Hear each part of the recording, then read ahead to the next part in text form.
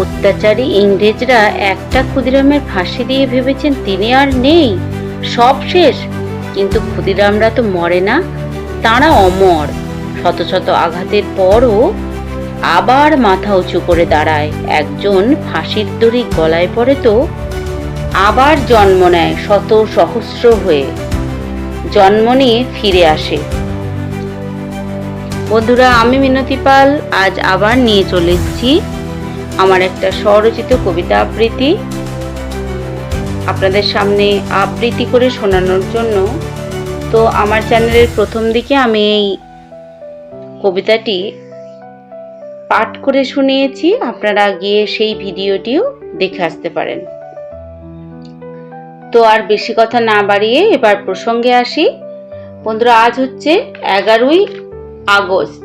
বাংলা মায়ের দামাল ছেলে বিপ্লবী শহীদ ক্ষুদিরাম বসু ফাঁসির দড়ি বরণ করে নিয়েছিলেন। তিনি বলে গিয়েছিলেন, একবার বিদায় দে মা, ঘুরে আসি।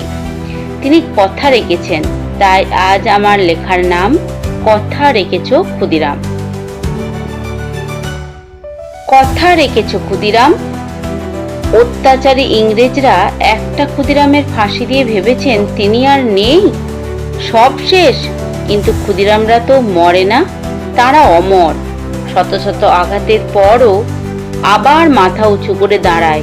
একজন ফাঁসির দড়ি গলায় পড়ে তো আবার জন্ম নেয়, শত সহস্র হয়ে ফিরে আসে।